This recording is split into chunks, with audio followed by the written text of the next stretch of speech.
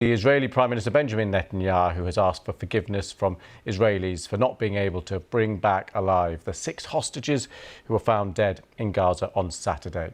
"We were very close," he said. "We were nearly there."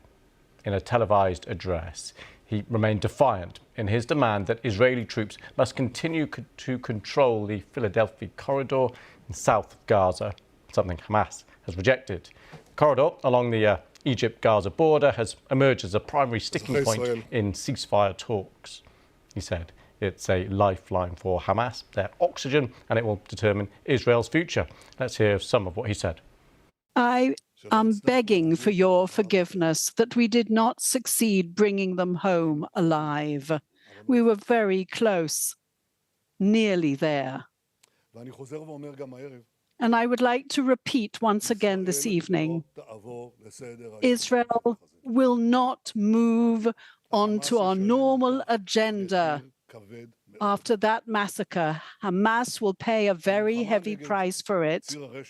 The war against this axis of evil and this specific war against Hamas, the first crack, and of course that doesn't bring about a deal whatsoever, but the first crack was when we went into Rafah and we took over the Philadelphia corridor and the Rafah transit point, because that was literally their way they actually could breathe and their oxygen. They were hoping that Iran or Hezbollah would come and save them. Now that they're hoping that international pressure would now extricate them from that situation. But the only effective change that would be enabled would be if we hold on to the Philadelphia corridor and not vacate it, not evacuate it, because once we leave it, we'll never be able to go back. So that's a taste, a sense of what Netanyahu was saying in that address just in the last 90 minutes, 2 hours or so. A little earlier, President Biden said that a final deal for a ceasefire and the release of hostages held in Gaza is very close to being presented to Israel and Hamas by mediators. But he told reporters he did not think that the Israeli Prime Minister was doing enough to secure an agreement. Biden spoke to reporters as he arrived at the White House to meet US negotiators. Let's have a listen. Are you planning to present a final hostage deal to both sides this week? We're very close to that. What makes you think that this deal will be successful in a way that the other deals were not? Hope springs eternal. Mr. President, do you think it's time for Prime Minister Netanyahu to do more on this issue? Do you think he's doing enough? No. So that last answer there, the crucial one, is he doing enough? No, answered President Biden. Well, let's take you to Israel itself now, because there has been plenty of criticism by many thousands of people in Israel aimed at Prime Minister Benjamin Netanyahu. These are the live pictures from Jerusalem. People out on the streets urging their leader to do more to bring the hostages home. There have been protests on the streets of Jerusalem, similarly large protests in Tel Aviv as well happening right now. They were taking place actually on the streets as Benjamin Netanyahu, who was holding that televised address. Well, a little earlier, a strike went ahead today until a court ordered people to end it and return to work. The nationwide industrial action caused flight delays and also hit medical centres, schools and businesses. Our Middle East correspondent, Lucy Williamson, reports. Israel's protesters and their prime minister are old acquaintances. Calls for a hostage deal have brought long-established opponents onto the streets. But the shooting of 6 hostages in a Gaza tunnel last week has broadened this movement, they say. And the mass demonstrations in Tel Aviv last night were a turning point. I think the news of the 6 hostages, the fact that they were alive and murdered right before they could have been saved, that broke it. After last night's mass protests, people are back on the streets again.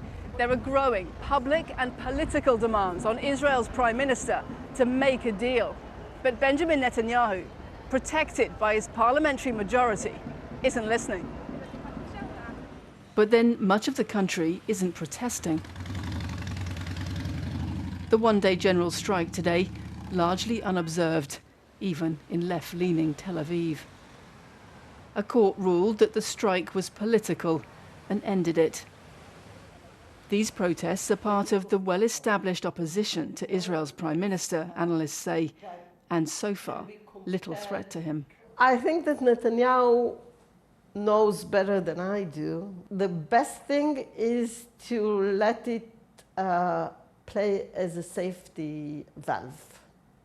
To do some ventilation and let people say, we hate you, you are a murderer, enough is enough.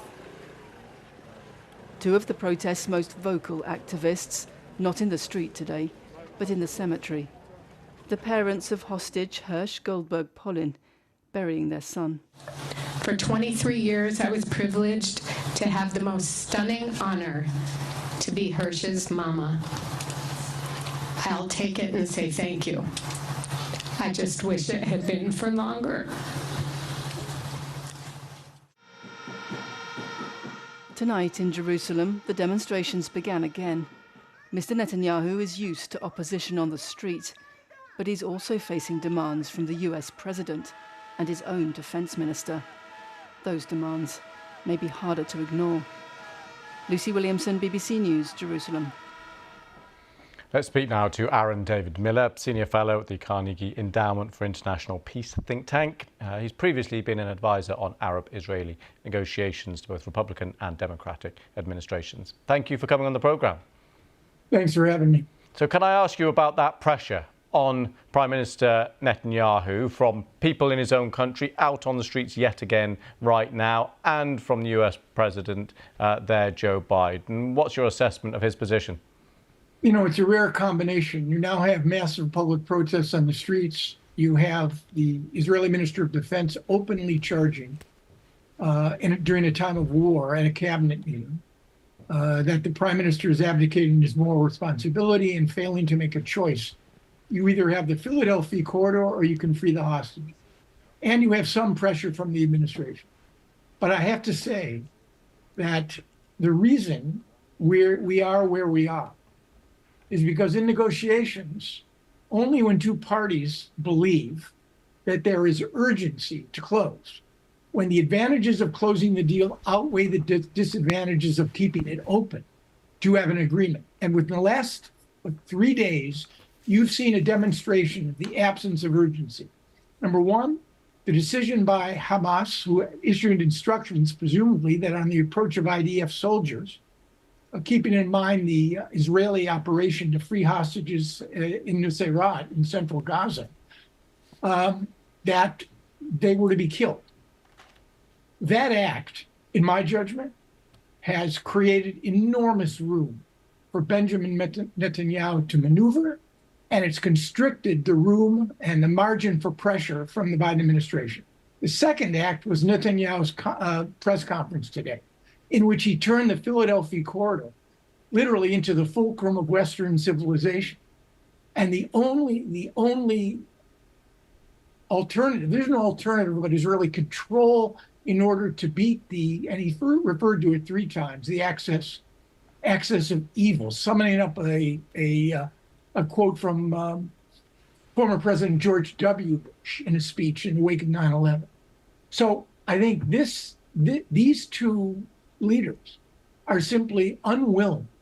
They are able, but they are unwilling to make the kinds of arrangements and concessions necessary to even get a phase 1 deal, which I still continue to believe is doable. But you've laid out there pretty clearly, without a great deal of optimism, but I'm going to ask anyway. You heard President Biden saying he thinks a deal ready to put to negotiators on both sides is pretty close. When you hear that, it sounds like, given the position that the leaders have put themselves in, you don't think there's much chance of it actually happening anytime soon.